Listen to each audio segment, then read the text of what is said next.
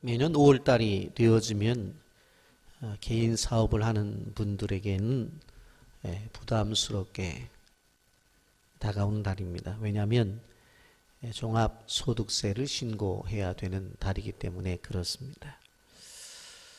근데 국가에만 세금을 내는 것이 아니라 가정 안에 들어갈 돈들이 많은 달이 5월 달입니다. 어린날이 되면 아이들이 선물 사달라, 또 어디 놀러 가자 해서 부모님들에게 조릅니다. 그리고 어린이날이 조금 지나면 어버이날이 찾아와서 또 우리 여자 집사님들은 친정과 시댁을 챙겨야 됩니다. 그리고 조금 지나면 또 21일 부부의 날이 다가오기 때문에 또 남편은 아내에게, 아내는 또 남편에게 뭔가는 또 주지 않으면 집안이 편안할 것 같지 않아서 또 마음이 부담스럽습니다. 이래저래 한마디로 말하면 돈 쓸 일이 많은 달이 5월달이다. 그렇게 생각을 우리는 하게 됩니다. 국가에 세금 내기도 하고 또 가정 안에서도 쓸 일들이 많이 있습니다. 세상을 살다가 보면 우리가 지출할 일들이 많은데 사실 수입이 적습니다. 그래서 갈등을 느끼고 고민을 하게 되는 것입니다. 이러한 경제적인 상황 속에서 그리스도인들은 어떻게 접근해야 되는가? 우리는 우리의 생각보다도 하나님의 생각으로, 우리의 관점보다도 하나님의 관점으로 모든 것을 이해하고 나가야 되는 것입니다. 그리고 우리의 삶을 믿음으로 해석해 나가야 되는 것입니다. 그것은 무엇인가 하면 쓸 곳이 있으면 하나님이 채워주신다. 아멘. 따라서 하세요. 쓸 곳이 있으면 하나님이 우리의 필요를 채워주신다. 아멘. 아멘. 쓸 곳이 있다는 것은 주시겠다는 거예요. 그렇기 때문에 우리의 믿음은 우리의 삶에 있어서 쓸 곳이 있으면 하나님이 채워주실 것이다 하는 믿음을 가지고 나가야 된다고 하는 것입니다. 그러면서 우리의 삶 속에서 먹을 것과 입을 것과 그리고 거할 장소가 있으면 감사하며 나가야 된다라고 하는 것입니다. 여러분, 어버이가 된다고 하는 것은 쉬운 것이 아닙니다. 단순히 아이들을 낳는 것이 아니라 그들의 인생을 책임져야 된다고 하는 것입니다. 특별히 경제적으로 책임을 져야 됩니다. 그래서 자녀들이 그냥 어깨를 찍어 누르는 건 아니지만 그러나 가정을 운영하다 보면 왠지 무거운 짐들을 느끼는 것이 부모의 어깨요, 마음이라는 것을 우리는 기억할 수 있습니다. 여러분, 이럴 때 우리는 어떻게 해야 되느냐? 하나님의 도우심을 구해야 됩니다. 가정의 경제적인 문제지만 그러나 그것도 하나님이 채워주셔야 되는 것입니다. 하나님이 부으시고 돌봐주셔야 헛된 일에 돈이 낭비되어지지 않고 알찬 경제생활이 진행될 수 있다라고 하는 것입니다. 여러분, 그리고 우리에게 주신 것들을 가지고 나누고 베풀고 하나님의 나라를 위해서 우리가 드릴 수 있다고 하는 것을 우리는 기억해야 됩니다. 2014년 케빈 듀란트라고 하는 농구 선수가 NBA MVP를 받게 됩니다. 시즌 평균 득점이 32점, 32골씩 넣었으니까 대단히 실질적으로 좋은 결과를 낸 선수입니다. 리바운드라든가 어시스트를 통해서 보게 되어지면 정말 특별한 선수라는 것을 알 수가 있습니다. MVP로서 손색이 없는 선수인데 특별히 그가 경기를 하면서 넣었던 멋있는 골의 장면보다도 MVP가 된 다음에 그가 수상 소감을 할 때 많은 사람들에게 감동을 주었습니다. 사실 어떻게 보면 농구는 개인적으로 골을 넣는 거지만 그러나 이 케빈 듀란트는 동료들이 없었으면 이러한 골을 만들어낼 수가 없었다고 동료들 한 사람 한 사람의 이름을 불러가면서 농구는 개인기가 아니라 함께하는 공동체의 경기라고 하는 것을 다른 사람들에게 이야기를 했고 더 나아가서 코치와 팬들에게도 감사를 했습니다. 그러면서 클라이맥스는 다름 아닌 자신의 어머니 이야기를 하게 됩니다. 사실 미혼모로서 아이를 키웠던 그의 어머니는 21살에 둘을 힘들게 키우면서 그 아들들이 나쁜 길로 가지 않도록 많은 노력을 합니다.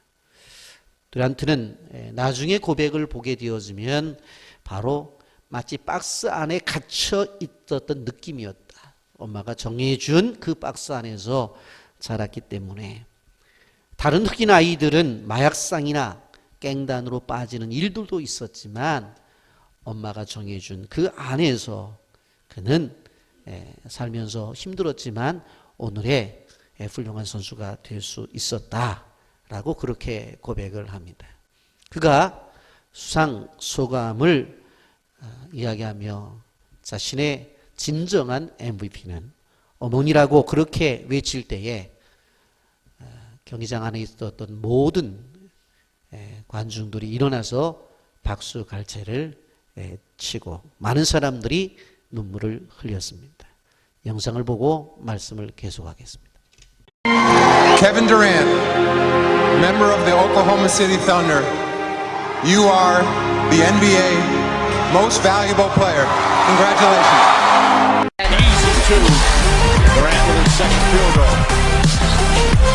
Durant steps back and it's down.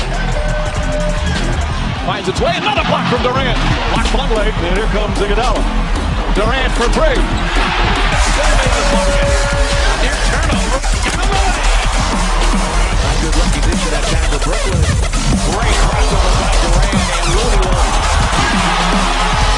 31 for Durant. 10 of 12 from the field. Durant! 2010년 이후 무려 4번이나 득점왕에 오른 현 NBA 최고의 완성형 스몰 포워드. 조던과 코비를 제치고 역대 두 번째로 어린 나이에 2만 점을 돌파한 선수. 2m 6cm라는 큰 키를 가지고 강력한 돌파와 정확한 슛을 하는 케빈 듀란트입니다. 1988년 9월 29일 미국 워싱턴 DC에서 우체국 직원인 어머니와 경찰이었던 아버지의 4자녀 중 한 명으로 태어난 듀란트는 어린 시절부터 가난했습니다.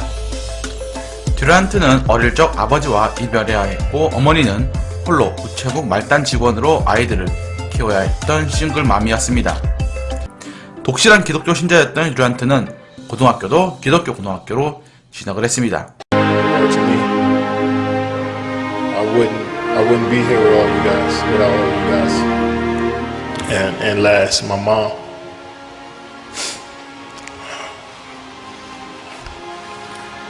I don't think you know what you did.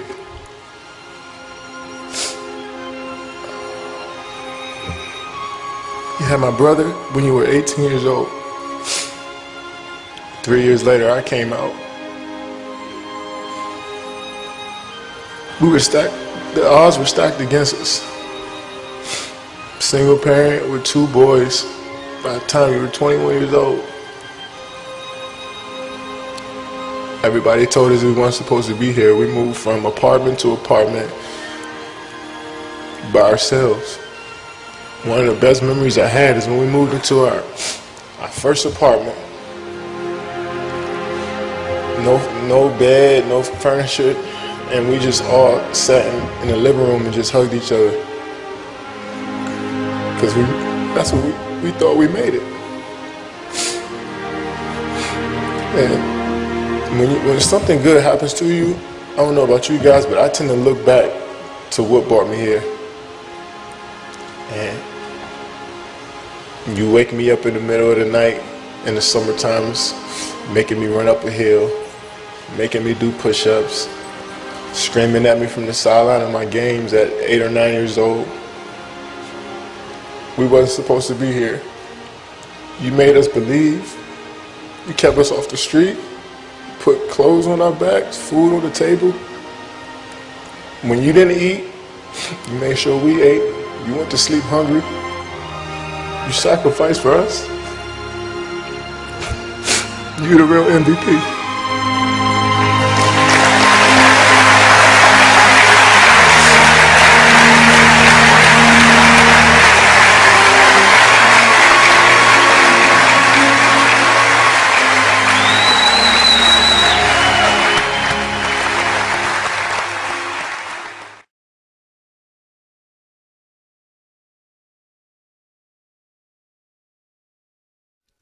몇 번이고 보았습니다마는 듀란트가 자기 어머니를 생각할 때에 우리 형제들에게 따뜻한 옷을 입혀주고 하루도 거르지 않고 끼니를 챙겨 주었지만 어머니는 줄임배를 안고 잠자리에 들었다고 하는 그 간증적 고백 앞에 마음을 찡하게 하고, 사실 영상에는 없지만 그 듀란트의 몸에는 문신이 있는데 그 문신이 보게 되어지면 바로 신앙을 고백하는 십자가와 그리고 자기 어머니의 이름을 그렇게 문신에 새겨서 그가 평생 지니고 다니고 있다고 합니다.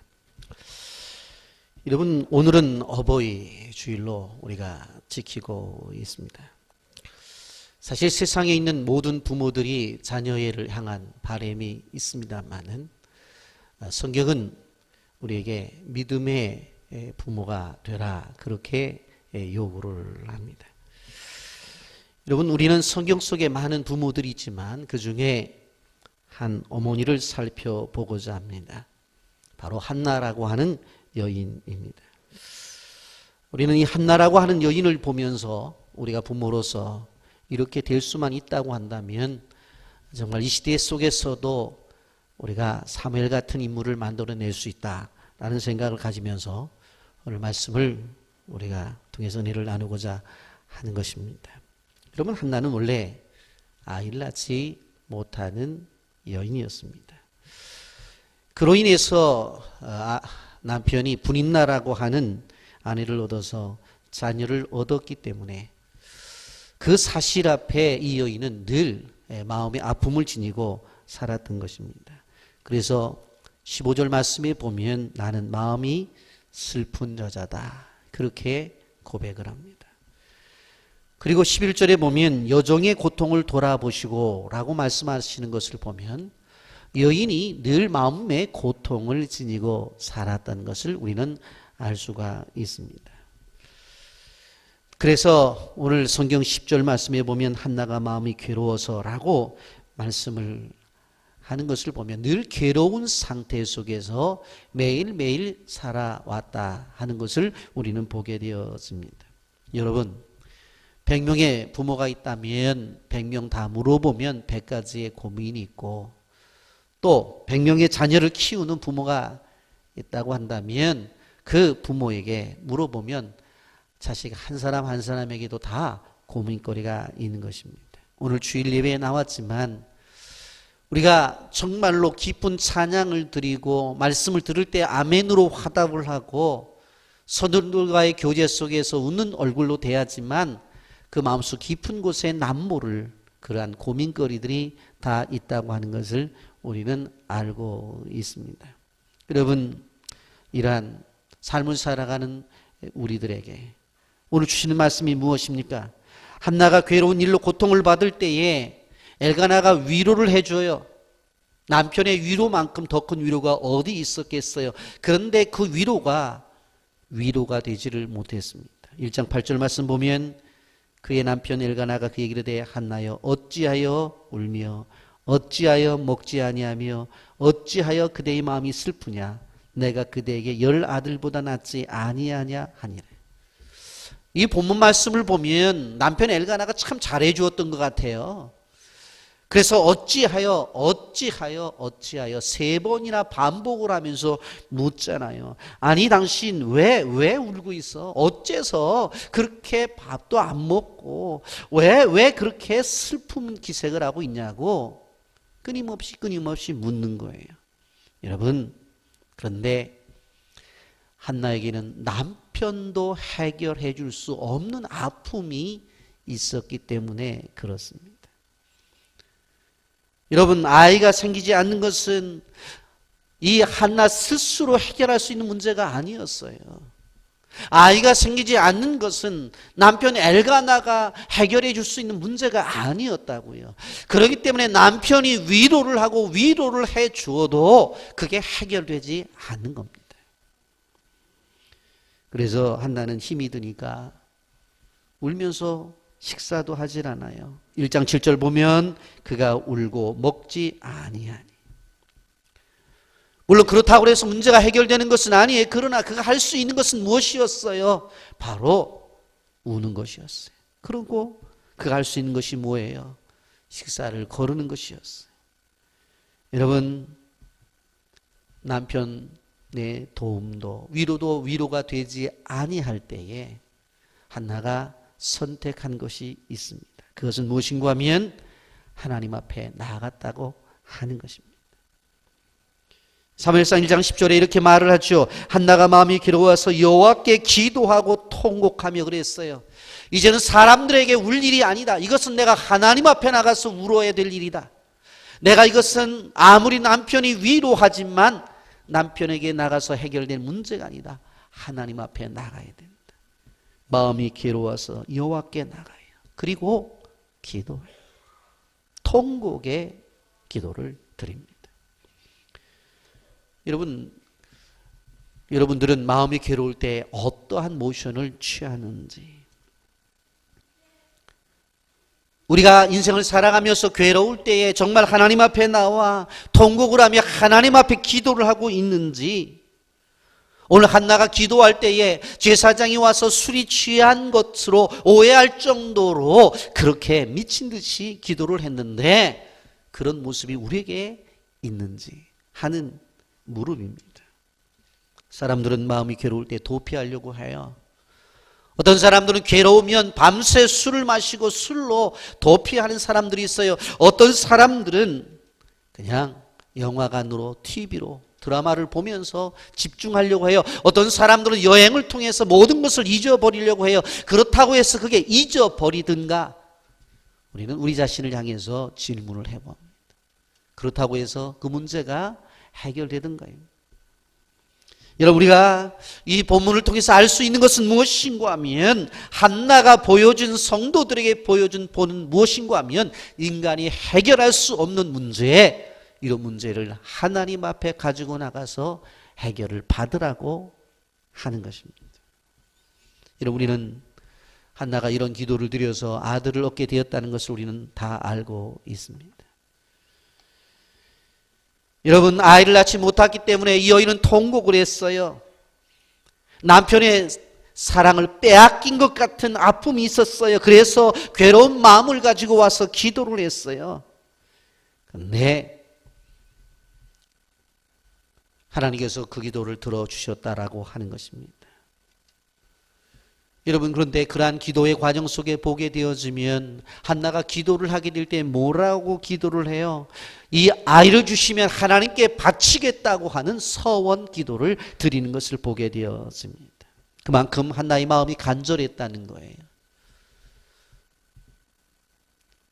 여러분, 한나의 기도를 하나님이 듣고 계셨어요. 바로 그의 기도는 하나님의 마음을 움직였어요. 그래서 그의 딱한 처지를 보고 하나님이 응답을 주십니다. 사무엘상 1장 19절 하반절에 이렇게 말합니다. 여호와께서 그를 생각하신지라.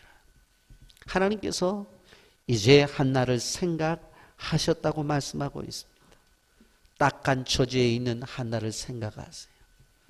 울고 있는 한나를 생각하세요. 식사도 하지 않고 하나님 앞에 엎드려 있는 한나를 생각하셨다고 하는 겁니다. 여러분, 그러한 관계를 통해서 기적적인 체험의 역사가 나타나요. 무엇입니까? 아이를 낳지 못한 여성이 아이를 낳게 된 것입니다. 괴로움에 빠져 눈물로 세월을 보냈던 여인이 위로를 받게 된 것입니다. 여러분, 한나에게서 우리 신앙의 부모들이 깨달아야 될 것이 있어요.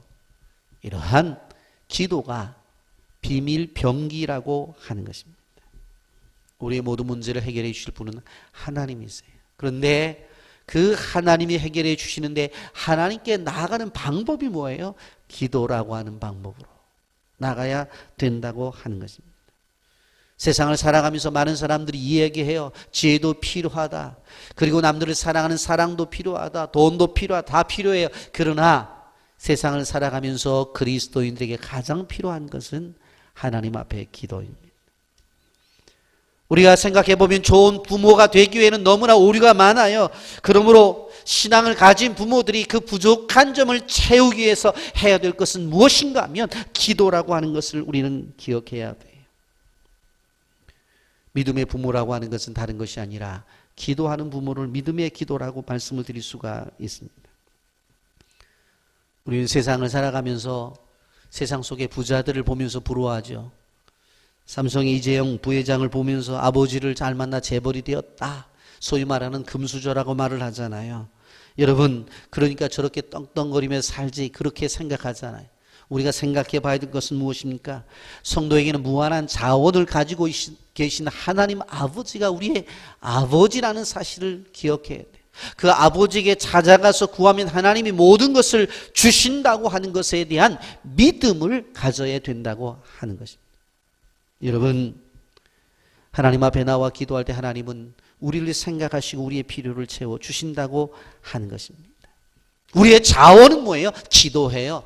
아무 것이 없다 할지라도 기도하면 모든 문제를 해결해 주시는 분이 우리 하나님이십니다.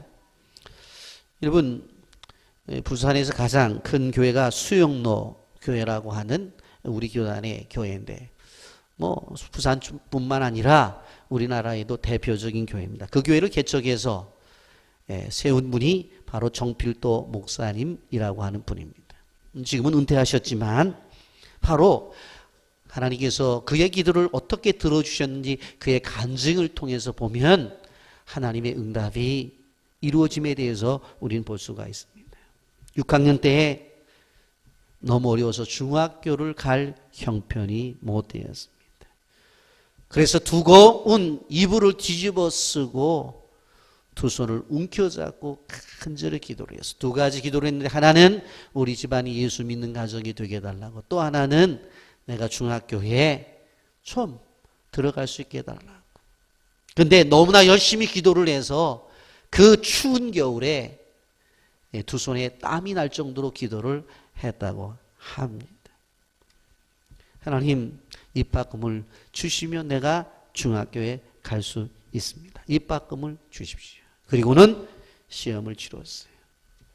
그런데 떨어졌으면 좋을 텐데 붙은 거예요. 그래서 그 합격 통지서를 받고 엄마도 울고 아들도 울고 둘이 부둥켜 안고 울었어요. 그런데 이제 입학금을 내야 될 그러한 시간이 다가옴에도 불구하고 돈을 만들 길이 없었습니다. 이제 돈이 없어서 중학교에 입학을 못하겠구나 하고 포기된 상태에 있었는데, 동네 쌀가게 아저씨가 신문 한 장을 갖고 허겁지겁 찾아오는 거예요. 야, 봐라, 필도야, 여기 신문에 내 이름이 나서.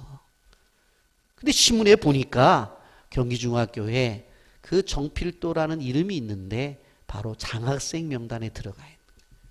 그것도 중학교 1학년부터 경기고등학교 2학년 때까지 5년 동안 장학금 명단에 들어가 있는 거예요. 그가 고백을 합니다. 나는 단순히 중학교에 들어갈 수 있는 입학금만 달라고 했는데 하나님께서 5년 동안 학교에 장학금을 받고 공부할 수 있는 길을 열어주셨다. 여러분, 응답이 될 때까지 끝까지 끈기 있게 기도하십시오. 하나님은 우리가 구한 것보다도 더 큰 것을, 더 많은 것을 주시는 분이라는 사실을 기억하시기를 바랍니다. 우리를 향한 응답은 넘치도록 응답을 주시는 분입니다. 여러분, 하나님은 한나의 하나님만이 아니에요. 하나님은 정필도 목사님만의 기도만 응답하시는 하나님이 아니라 우리의 기도를 응답해 주시는 분이라는 사실을 기억하시기를 바랍니다. 그러므로 믿음의 기도를 드리십시오. 여러분, 부모로 살아간다는 것이 얼마나 어려운지, 그러게 자녀를 위한 끊임없는 믿음의 기도가 우리에게 있어야 돼요.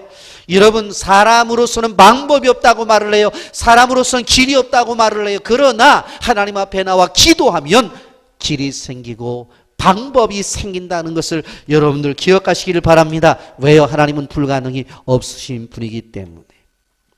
전혀 아이를 낳을 수 없는 불임여인도 하나님이 생각해 주시니까 아이를 갖게 되는 거예요. 우리가 인생을 살아가면서 너무나 불가능한 일들이 너무나 많잖아요. 그러나 그 불가능한 일을 앞에 계신 하나님 앞에 놓고 기도하면서 나가게 되어지면 그 모든 것들이 여러분의 삶의 응답으로 나타난다는 사실을 기억하시기를 예수님의 이름으로 축복합니다. 눈물이 변하여 기쁨이 될 것입니다. 한탄이 변하여 여러분의 간증이 되어질 것입니다. 하나님 아버지께 나오십시오. 눈물 흘리며 괴로워했던 그 눈물이 기쁨의 웃음으로 바뀌어질 것을 믿으시기를 주님의 이름으로 축복합니다. 여러분, 이렇게 하나님 앞에 나와서 응답을 받았는데 그 다음에 한나가 어떻게 하는지를 우리는 봐야 됩니다. 사람들은 화장실에 들어갈 때 다르고 나올 때 다르다고 그렇게 얘기를 해요. 여러분, 그런데 한나는 자신이 응답을 받은 다음에 하나님의 은혜에 보답하는 모습을 보이게 됩니다. 사무엘이 졌을 때 후에 그를 데리고 하나님의 집으로 올라가요. 그리고 그 아이를 거기서 바쳐요. 그리고 그의 평생을 하나님 앞에 바치게 되어집니다. 27절과 28절 말씀 다 같이 함께 읽어봅니다. 시작. 이 아이를 위하여 내가 기도하였더니 내가 구하여 기도한 바를 여호와께서 내게 허락하신지라. 그러므로 나도 그를 여호와께 드리되 그의 평생을 여호와께 드리나이다 하고 그가 거기서 여호와께 경배하니라. 여기 보세요. 이 아이를 위하여 내가 기도하였다니 내가 구하여 기도한 바를 여호와께서 내게 허락하신지라. 한나는 바로 사무엘 볼 때마다 무슨 생각을 했어요? 이 아이는 내가 기도해서 하나님이 주신 아이라는 거예요. 내가 아이를 갖지 못할 때 하나님께 기도했더니 하나님께서 이 아이를 주셨다는 거예요. 그래서 사실 한나는 그 아이를 바라볼 때마다 하나님의 존재를 인식했고 하나님의 응답을 생각했던 거예요. 여러분, 우리는 생각해 봐야 돼요. 이 어려운 상황 속에서 기업을 하게 될 때에 그래도 하나님께서 축복해 주셔서 기업이 되어져요. 그러면 그 기업을 생각할 때마다 하나님에 대한 감사가 있어야 돼요. 그런데 기업이 어려울 때 기도 부탁을 해요. 목사님 기도해 주세요. 제가 오늘 낮에도 잠깐 남자 집사님 한 분하고 잠깐 대화를 나눴어요. 저한테 고맙다고 그러시더라고요. 어려울 때마다 기도해 주셨어. 그래서 제가 웃으면서 그랬어요. 집사님, 어렵다고 저한테 전화해서 기도 부탁할 때 그 어려움을 이기게 해달라고 기도하면서 금식하면서도 저 기도했다고. 제가 그렇게 얘기를 했더니 너무나 감사하다고 그런 얘기를 하더라고요. 여러분, 그런데 어느 정도 기업이 되면 그 생각 잃어버려요. 그리고 내가 똑똑해서 내가 경영 능력이 탁월해서 이만큼 됐다고 생각을 하는. 그러면 안 된다. 여러분, 집에 들어갈 때도 마찬가지예요. 아, 우리 집이 너무 좁으니까 좀 넓은 평소에 살고 싶다고 집을 위해서 기도를 해요. 들어가요. 예배 드리죠. 그때까지는 좋은 것 같아요. 그런데 그 다음부터는 그 집 앞을 들어갈 때마다 우리는 무엇을 생각해야 돼? 하나님이 이 집을 주셨다. 집에 호수 위에 붙어있는 교패를 바라보면서 이건 나의 집 이전에 하나님의 집이다. 생각을 하면서 고백을 해야 돼. 그런데 살다 보면 그 생각이 없어져 버려요.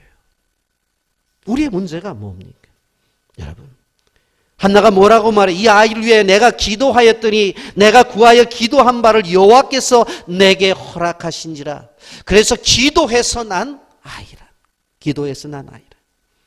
여러분, 참으로 한나의 마음이 얼마나 아름답습니까? 근데 이 하나밖에 없는 아이를 하나님 앞에 갖다가 젖된 후에 바쳐요. 그리고는 이 어머니가 홀로 내려옵니다. 그러므로 나도 그를 여호와께 드리되 그의 평생을 여호와께 드리나이다. 성전에 아이를 갖다가 놓고 자기 집에 홀로 오고 있어요. 여러분, 사무엘이 주의 종이 된 것은 자기 의지로 된 것은 아니에요. 엄마의 의지로 되었어요. 그렇다고 해서 사무엘이 억울해하지도 않아요. 여러분, 그 어머니의 말에 순종해서 그대로 나간 것을 볼 수가 있습니다. 제가 처음 신학을 시작할 때에 오히려 교회의 권사님들, 집사님들 저를 많이 지원해 주셨어요.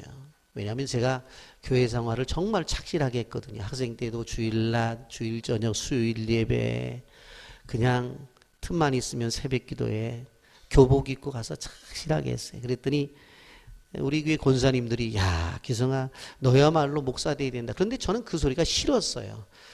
근데 정작 하나님의 은혜를 받고 제가 신학을 하려고 하다 보니까 우리 어머니 아버지가 반대가 보통 심한 게 아니었어요. 근데 하나님의 부르심 앞에 어쩔 수 없어서 제가 신학교에 들어갔는데 우리 어머니 권사님이 저를 부르더니 그러더라고요. 내가 너를 임신했을 때 내가 주일학교 교사였다. 그런데 그때에 태중에 있는 아이가 남자였으면 목사가 되기를 바랬다. 그러면서 목사가 되려면 훌륭한 목사가 되라고 그러는 거예요. 아, 보통 억울한 게 아니에요. 그럼 반대나 말지. 아니, 내가 내 의지도 된 거 아니야. 보니까 아니 태중에 있었을 때에 내가 목사가 된다고 말도 안 했는데 아니 본인이 은혜 받아가지고 태중에 있을 때에 아들이면 목사가 되게 달라고 기도를 했으면 내가 목회한다고 그랬을 때 내가 이런 기도를 했으니까 되라고 막 밀어줘야 됐을 텐데 아, 우리 아버님이 반대를 하니까 같이 반대를 해가고 나한테 얼마나 힘들게 했고 그리고는 나중에는 될랑 훌륭한 목회자가 되라고 그러더라고요. 사무엘도 자기 의지로 된 게 아니에요. 자기. 하나님이 주시면 어떻게 해요? 하나님에게 바치겠다는 거예요. 바치겠다는 거예요. 근데 그 앞에 사무엘이 순종하잖아요. 성경 어딜 보세요. 엄마가 내려가니까 울며 따라갔더라. 그래서 오지마! 그런 소리 있어요? 그런 소리 없어요. 그냥 순종하고 바로 하나님의 전에서 자라난 것을 바라볼 수가 있습니다. 하나밖에 없는 독자를 바치는 거예요.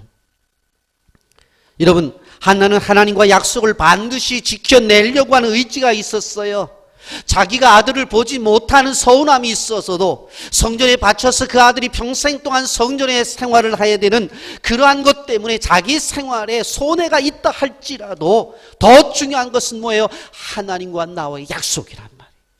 내가 손해가 되더라도 내 인생의 삶에 있어서 외로움이 있다 하더라도 약속은 지키자.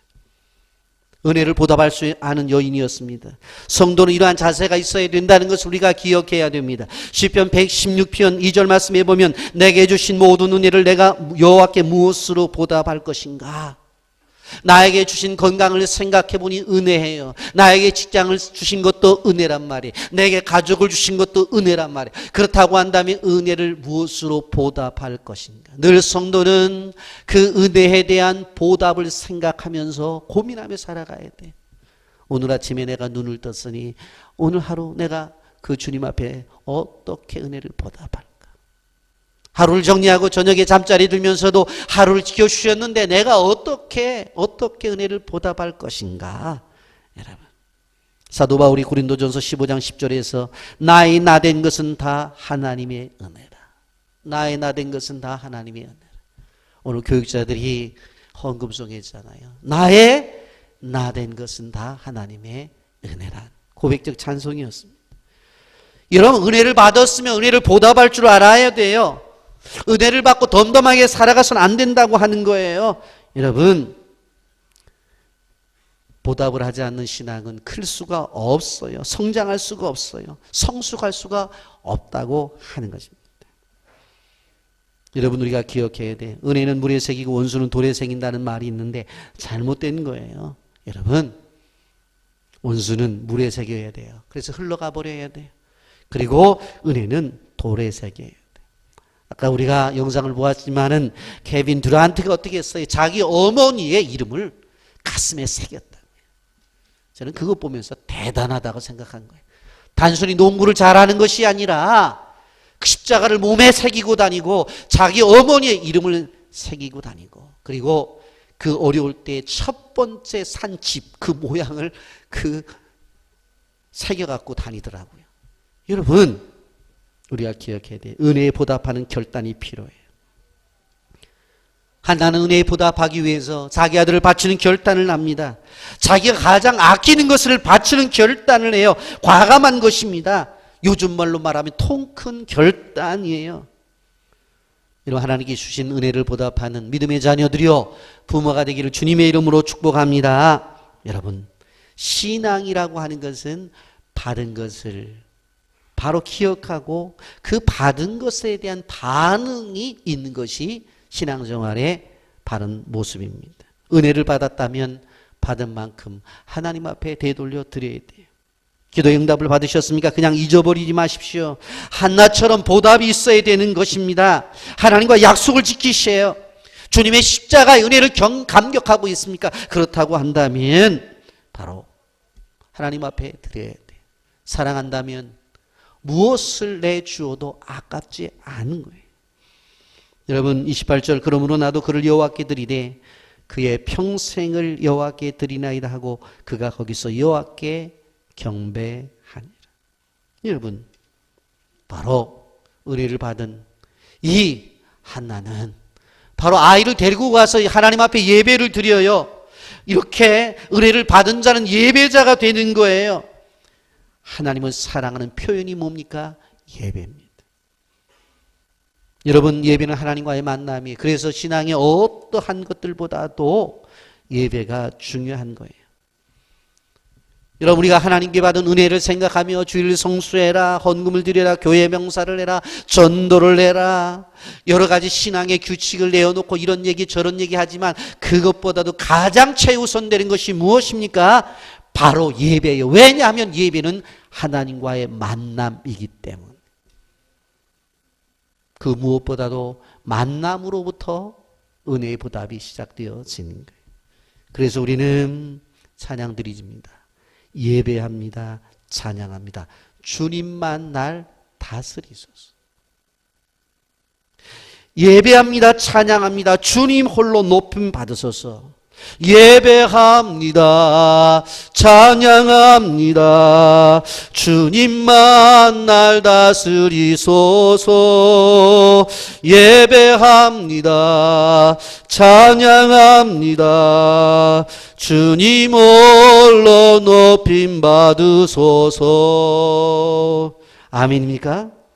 여러분, 인간관계도 주는 것과 받는 것이 잘 소통이 돼야 관계가 유지가 되는 거예요. 그러면 하나님과 나와의 관계도 마찬가지에 받았다면 하나님 앞에 드리는 이 소통이 이루어져야 돼요.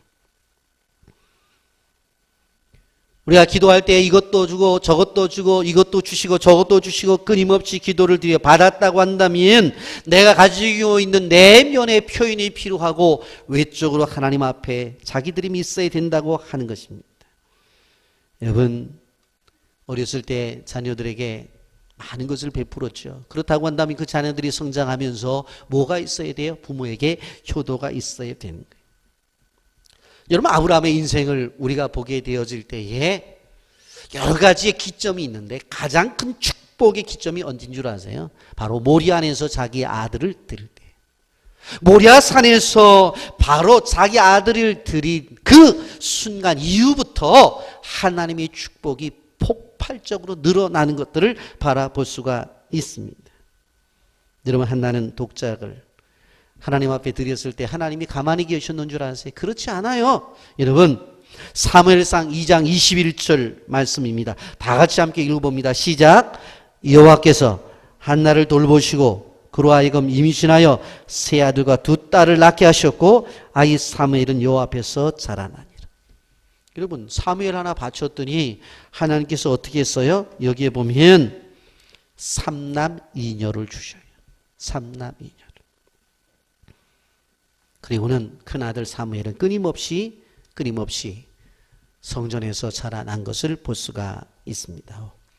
드리면 바치면 하나님이 책임져 주신다. 여러분, 이러면서 우리가 한 가지 꼭 기억하고 넘어야 될 것은 바로 한나는 기독교 명문 가정을 만들었다라고 하는 것입니다. 하나가 아들을 낳고 이름을 사무엘이라고 했죠. 그런데 사무엘이라고 하는 이름은 히브리어로 샤마라고 하는 듣는다라고 하는 동사하고 엘이라고 하는 하나님이라는 명사가 합해져서 바로 이 사무엘이라고 하는 이름이 만들어진 거예요. 그러면 사무엘이라는 이름이 뭐예요? 하나님께서 바로 들으신 바가 되었다. 그런 뜻이에요. 하나님께서 들으신 바가 되었다. 여러분, 사무엘이 기도하면서 바로 그는 자라나요. 기도 가운데 태어난 아들이었어요. 나중에 보세요. 어떤 일이 벌어지는지. 사무엘상 12장 23절과 24절을 다 같이 읽어봅니다. 시작.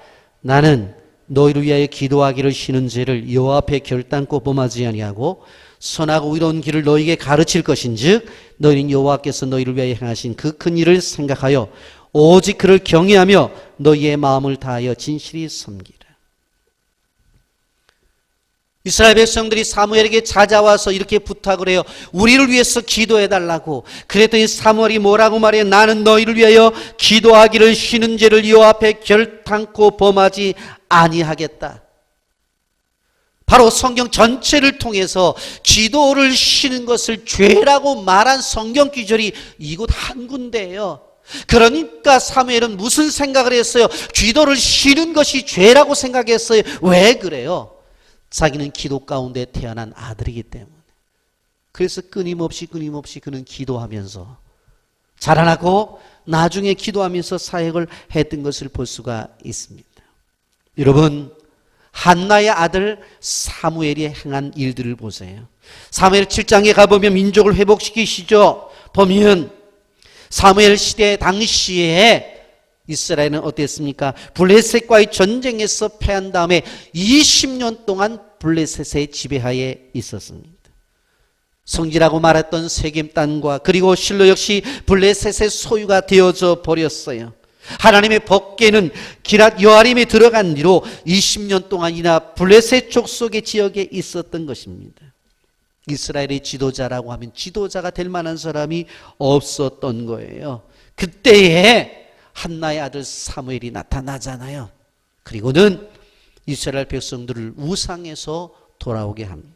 사무엘상 7장 3절 4절에 보면 이스라엘 백성들이 당시의 농경신인 아스타롯을 섬겼어요. 그 여신이 땅의 풍요를 가져온다고 믿었기 때문에. 그런데 그것을 다 버리게 하잖아요. 그리고 7장 5절 6절에 보면 회개 운동을 일으켰잖아요. 사무엘이 미스바에 다 모이라고 하잖아요. 그리고 하나님과의 언약 관계를 회복하기 위해서 바로 기도회를 시작하잖아요. 금식해라, 회개해라. 그런데 블레셋 군대가 가만히 보았더니 아니 미스바에 구테타가 일어났다는 거예요. 그래가지고는 기도 모이는 것을 오해해가지고 쳐들어오잖아요.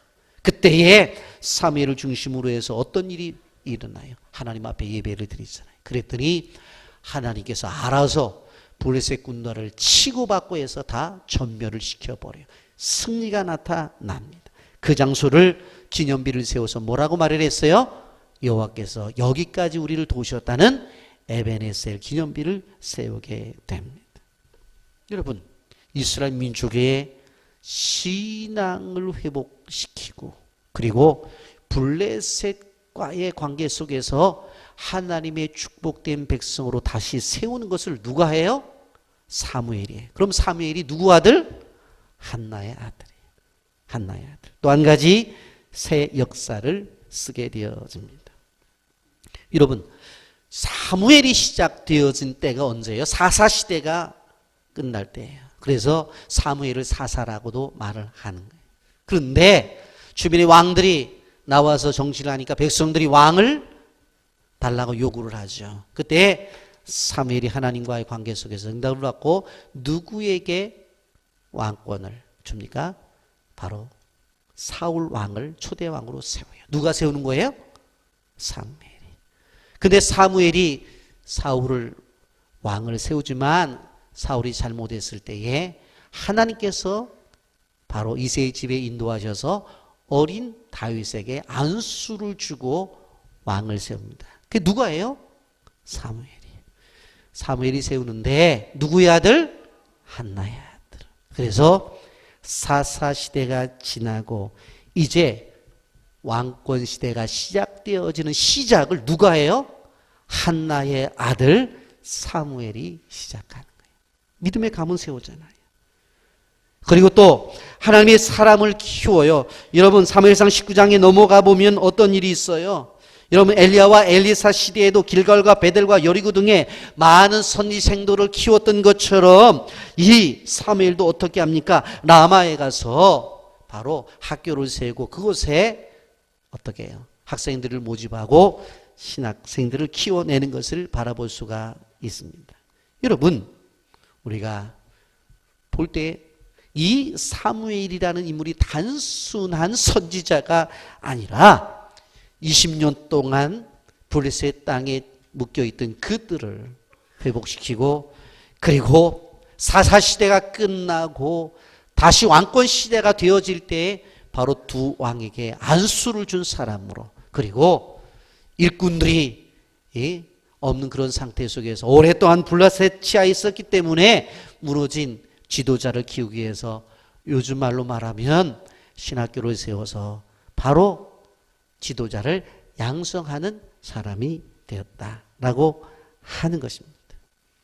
여러분 우리가 넬슨을 위해서도 많은 분들이 기도하고 도와주시는데 사실 우리가 단기 선교도 들어가지 못하는 이유가 계엄령이 선포가 되어 있잖아요. 그래 못 들어가요. 그래서 제가 기도하면서 한 방법은 그 종족 사람들이 바로 세워져서 자기 종족에 들어가서 그 종족을 깨우치는 게 가장 바람직한 방법이다. 그렇기 때문에 여러분 사실 닐슨이 와서 공부하는 것에 대해서 여러분들이 많은 기도와 관심을 가져야 돼요. 선교사가 그런 얘기를 해요. 목사님 저 아이는 제대로 성장을 하면 빌라 안에 10,000명 이상의 역할을 할 수 있는 그러한 장학생입니다. 그런데 지금 사무엘이 인재들을 키워내잖아요. 여러분 이러한 기독교 명문 가정을 바로 누가 만들어내요? 기도의 어머니 한나가 만들었다라고 하는 것을 우리가 기억해야 되는 것입니다. 그럼 저는 우리 교회 안에 기독교 명문 가정이 많이 나오기를 늘 기도하는 그러한 사람인데 가끔 저에게 기도 부탁들을 해요. 우리 애를 위해서 기도해달라고. 그런데 여러분들이 아셔야 될 것이 무엇인가 하면 정말로 훌륭한 사람을 만들어내기 위해서는 본인이 잘해야 돼요. 본인이. 그리고 두 번째로는 뭐예요? 믿음의 부모님들이 많은 기도가 필요해요. 믿음의 부모님들이 기도. 그리고 또 한 가지는 배경이 되어져야 돼요. 국가가 배경이 되어지든 아니면 교회가 배경이 되어지든 어떤 배경이 필요해요. 이러한 관계 속에서 하나님이 원하시는 인물들이 나타날 수 있다라고 하는 생각을 여러분들이 가지신다면 자녀들을 위해서 얼마나 많이 기도해야 될 것인가 여러분들이 생각하실 수 있을 것입니다. 여러분 오늘 어버이 주일입니다마는 교회적으로 보면 28주년이 되는 축하할 날입니다. 우리 교회가 개척한 지 28년이 되었습니다. 여러분 28년이 됐을 때 지금까지 여러 가지 많은 일들이 있었던 것을 볼 수가 있습니다. 위기도 있었어요. 그런데 생각해 보면 감사할 기도의 제목이 너무나 많았어요. 그 무엇보다도 감사한 점은 무엇입니까? 하나님께서 우리 교회를 사랑하셨고 지금까지 인도하셨다고 하는 거예요. 수년째 새 성전을 짓고 있지만 인내로서 하나님의 교회를 짓겠다고 여러분들을 기도하며 견디는 여러분들, 하나님이 여러분들의 마음을 주장하셨다고 하는 것을 저는 압니다. 하나님이 시작하셨기 때문에 분명히 하나님이 완공케 하실 줄을 믿으시기를 주님의 이름으로 축복합니다. 그리고 겉으로 보이는 성전뿐만 아니라 마음의 성전도 굳건히 하나님이 짓고 계신다는 사실을 기억하셔야 돼요. 긴 중에도 우리 교회 주님께서 선교의 비전을 주셔서 5개 미전도 종족을 입양해서 지속적으로 그들을 섬길 수 있게 된 것도 하나님의 은혜라고 하는 것을 우리는 기억해야 돼요. 우리 교회는 지역의 영혼들을 구원하는 일에 헌신한 교회예요. 생명을 살리는 일에 헌신한 교회라는 것을 우리는 기억해야 돼요. 그래서 전 교인들이 선교와 전도에 열정을 다해야 돼요. 여러분, 그리고 모일 때마다 예배 열정을 다해서 예배를 드려야 됩니다. 여러분, 지난 28년 동안 하나님께 감사를 드리면서 동시에 힘든 순간순간마다 함께 해주신 모든 성도 여러분들에게 감사를 드립니다. 정말로 마음속 깊은 곳에 우러나오는 고백적 감사를 우리 성도님들에게 드립니다. 주공 7단지 옆 성예유치원 지하에서 시작할 때부터 동참하신 분들이 계셔요. 확장되고 이전될 때마다 어려움이 있었지만 그러나 교회의 동력인 힘을 잃지 않고 지금까지 예배와 선교를 중심으로 교회가 지금까지 해왔습니다. 목회자에게 있어서 성도 한 사람 한 사람은 참으로 소중한 분들입니다. 여러분 한 사람이 교회입니다. 앞으로 30년, 50년을 맞이하겠지만 주님께서 더 큰 은혜를 주셔서 우리 빛의 교회가 그리스도의 빛을 이 인천 땅과 더 나아가서 한국 땅과 더 열방 땅에 증거하는 교회로 세워지기를 바라면서 부모님들은 한나처럼 자녀들은 사무엘처럼 하나님 놀라운 축복이 많은 교회가 되기를 바라는 것입니다.